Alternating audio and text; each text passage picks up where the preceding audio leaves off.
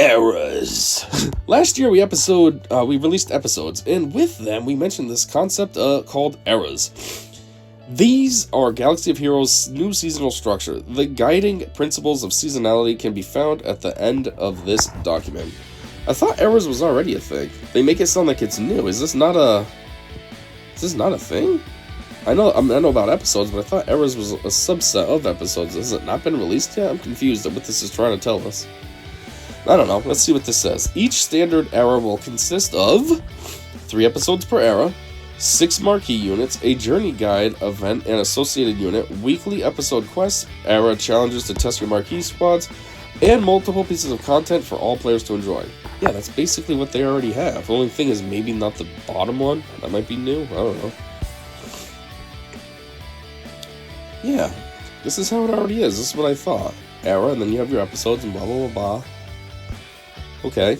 Periodically, we'll have non-standard eras that may only last 1 episode, or that may not have a journey guide event, but we will communicate about these as they occur.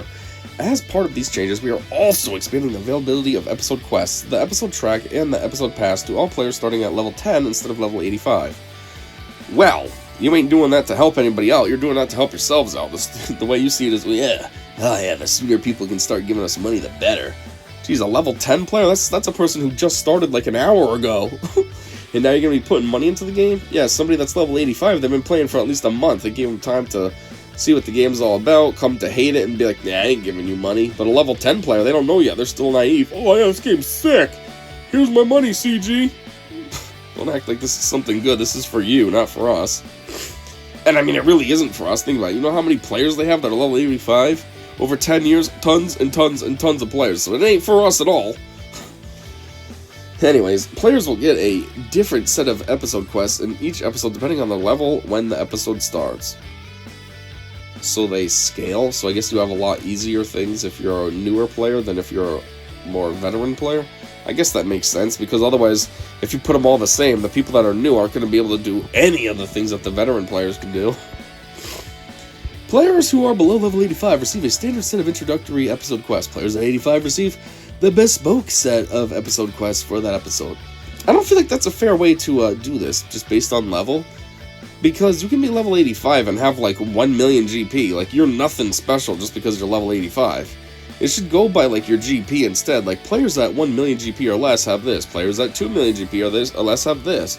And then anybody that's 5 million plus GP or something goes by this. Like, that would be more fair than just level 85. Jeez, I said you'd be 1 million GP at level 85. I'm pretty sure level 85 you can be like 500,000 GP. Like, you're pretty weak still. And to have the full-on episode quests at that stage, that's ridiculous. You're not going to be able to complete any of them. Anyways, additional character quests will become available for all players at level 20, which is the same level that unlocks marquee events. Additional character quests? Oh, additional character quests will become available. What does that mean, character quests? Oh, that means like if you get a marquee, right? And then they have like stupid things like the galactic challenges. Oh, win the battle with this character present. That must be what that means. Anyhow, a new era has begun. Era of anniversary. New marquees.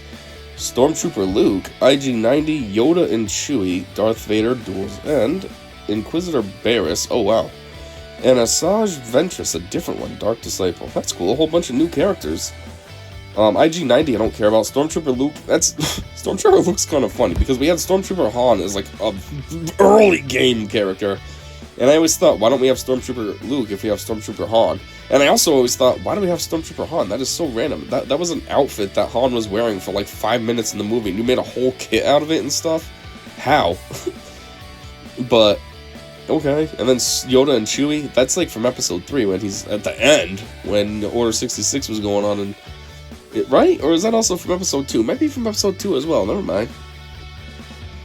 All these duos that they have now, though, jeez. You got Yoda and Chewie, you got 3PO and Chewie. Chewie likes to have his partners. But then you get the IG and Grogu robot. Inquisitor Barriss, that's cool. I've always heard that she's gone dark side. I know I haven't actually seen any proof of this. I think that's in Rebels, right? I haven't watched the show yet. I have it, just haven't watched it yet. But that's kind of cool to see her as an Inquisitor. Hopefully she's good. Jedi Barriss sucks. Hits like a wet noodle. So hopefully this one's a little bit better. Maybe with the synergies with other Inquisitors, that'll help. Hopefully. having a new Asajj is kind of cool, only because I don't care about the Night Sister faction, but Asajj obviously is a big character in the grand scheme of things. She was a Padawan under, or I don't know if you'd call her a Padawan, but, she was trained under Dooku, so, there's some kind of importance there. She does dual wield, which is not a common thing.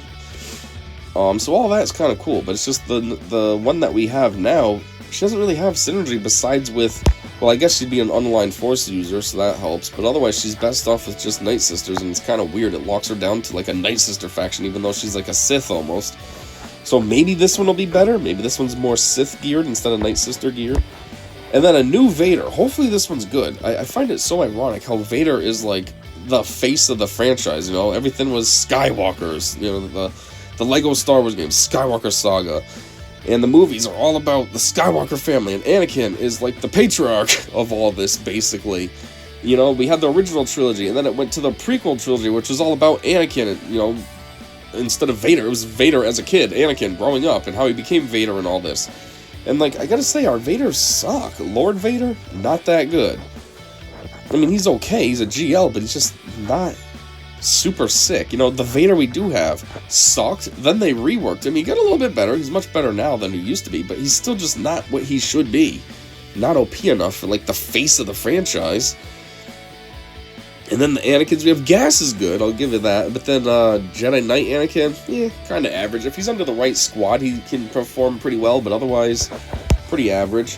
So hopefully this Vader is pretty dang good. I mean, this Vader looks like it's the one from the Kenobi show, which was after he fought Kenobi. Obviously, he lost, but that version of Vader would have been more heavily steeped in the dark side. He's been a Sith Lord for some years now, so hopefully this one is actually good. Maybe he's even a GL, that would be cool. Anyways, enough of talking about this picture. Era isolation. Eras will be isolated from the rest of the game, which we're referring to as legacy content. During the era in which each marquee and journey guide unit is released, both the journey guide and marquee units will be considered an era unit. When an era ends, all of the current era units will become legacy units. When the next era begins, the newest marquee and journey guide units released during this new era will be considered era units for its duration. So I've always noticed that at the top of characters. Does it show it here? Not really, but it always says, like, era, and it's like legacy, and I always figure that's just like the old characters, but apparently not. I guess it's just anything that's not current all of a sudden becomes legacy. Oh, that was last week, that's legacy. Which, that's kind of lame. It would have been cooler if they actually, like, kept what the era was from, so you could always see, just a little reminder, like, oh, that was from the blah blah blah era. The era of anniversary. Oh, the era of Order 66. Oh, the era of, that would be a little cooler. And then if everything that truly was legacy was just filed as legacy, that would be, in my opinion, just a lot cooler, but whatever.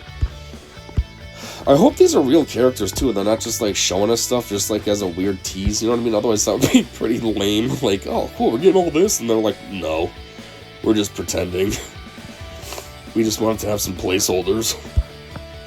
This is an important distinction for a few reasons. A, era units can only be used in era modes, and will not be allowed in legacy modes. B, era units only use era resources for progression, while legacy units will continue to use existing materials and recipes for upgrades. And C, legacy units cannot be used in era modes or be upgraded with era materials. I read all that and wasn't even paying attention.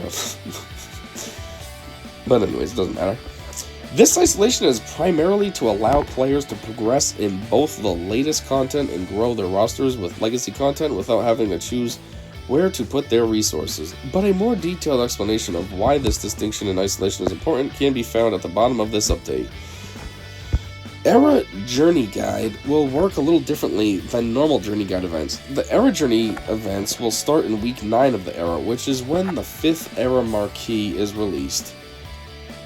Man, they got a lot of numbers they're throwing in here, like, what? Hold on. The Era Journey Guide events, or Journey events, will begin in week 9 of the era.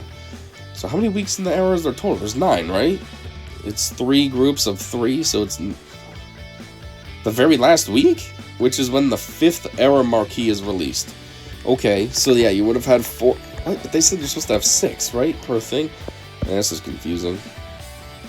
Anyways, Era Journey Guides units will be available at 4 stars to allow players to use them early during the era. This era journey guide will be structured as follows.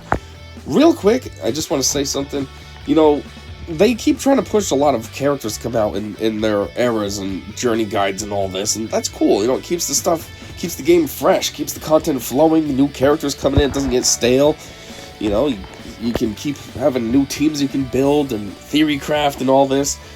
But at the same time, I'm like, I hope they're not, like, pressuring themselves too much, you know what I mean? Trying to blast all this out. Oh, we gotta get more characters going. Oh, this week's coming up, we gotta have this character ready, this character ready, this character ready, this character ready, oh! You know what I mean? And then they release something and it's a dud. It either has a terrible kit, or it's got tons of bugs, or it got, you know, this or that. Like, I hope that all along, like, things have been being worked on behind the scenes, and now they're finally ready to officially launch it, so everything's good. Because otherwise, you can release all this stuff as you want, but if it's not fully fleshed out, then it's just annoying. You get a character, oh, it's buggy, that's cool. Or you get a character, oh wow, the kit sucks. Kind of like this last character that they released. What's his name? Wow, I don't know why I'm drawing a blank. I don't know, it's one of those bounty hunters, the one that has like a bug head, but it's humanoid. His kit is very underwhelming. It's very, I don't know, beginning game style kit. You know what I mean? Like a kit that would have been in the game back in 2015 when the game released. Like, it's very basic, and it's just like, I don't know, it seems a little disappointing that this is what we're getting 10 years in. So, you know, I hope a lot of these characters that they release don't suck and they're just like placeholders, just so then they can meet a quota or something. Anyways. Tier 1 requires the first 5 era marquees at 4. What? The first 5 era marquees at 4? Do you mean 4 stars? At era level 45, and will unlock the journey guide unit at 4. What the heck does that mean? Must it mean 4 stars? I don't know. The 5 era journey guide unit will require 5 marquee units at 5. The 6-star and 7-star versions of the journey guide will become available when the 6th marquee releases, and will require all 6 marquees at 6-star and 7-star respectively. A significant amount of time after the era, the journey guide will become a legacy event, but it will have different requirements as the marquees no longer be era units. As the marquees will no longer be era units. I feel like the wording on this was slightly clunky, jeez. Era levels. To support our design pillars, we're introducing a new progression system for era units. This system uses new resources instead of legacy gear or relic materials, allowing all players to simultaneously continue their existing farms and chases while building up and playing with new units. Wait, what are they saying? They're going to give us different materials so then you can work on new characters and keep working on old characters? That's cool, because currently it's like you either work on... You can only work on one thing at a time, you know what I mean? So you're either working on something old and you're sacrificing the new, or you're focused on the new thing, but then you gotta sacrifice your old stuff, and it doesn't really allow for much progression. So this is saying you can basically do both at the same time. That's sort of cool.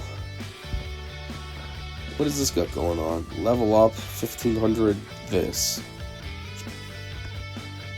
This is kind of weird, though. So what happens if you don't get the character all the way beefed up? So you have like a limited time to work on it while it's in the era marquee thing, but then as soon as it goes live, if you will, then it goes back to regular currency and stuff, or I don't know. Ability upgrade, stat upgrade, stat upgrade. According to this, Stormtrooper Luke is a leader. I mean, I guess barely, but I guess. Era levels are a linear progression path that unlocks stats or abilities at each level. Unit stars is another way to power up your era units and are required to upgrade era levels beyond certain levels. 4 stars required for level 66, 5 stars is required for level 76 plus, 6 stars is required for level 86 plus, and 7 stars required for level 91 plus. What is this telling us? Are we getting higher levels finally? I only say finally because that's something that they were like regularly doing before. I think the game used to max at like level 70, and then they changed it to 75, then it went to 80. Well, actually it went from 70 to 75 like quickly. It was like in the first month or two. I wasn't even strong enough to know that there was a change. I just saw like an update saying, oh, the characters can now be level 75, and I was like, oh, okay, I didn't know what the max was in the first place. And then it went to level 80, like after, I don't know, a while. I think I got my characters to level 75 when level 80 released, and then I had to upgrade all of them. And then characters got to level, and then after that, they had another update that was, I don't know, a year later or something, that allowed you to go to 85, and then it's just been stagnant all these years. Level 85 has been the max for like 6-7 years now. Ugh, I didn't mean that to be the stupid, immature meme either, I was just saying 6 or 7 just in general. So yeah, what is this saying? 86 plus? Is this something that's only in the eras that they go this high? Or is this saying that the game is going to go to like level 95 now, let's say, or something?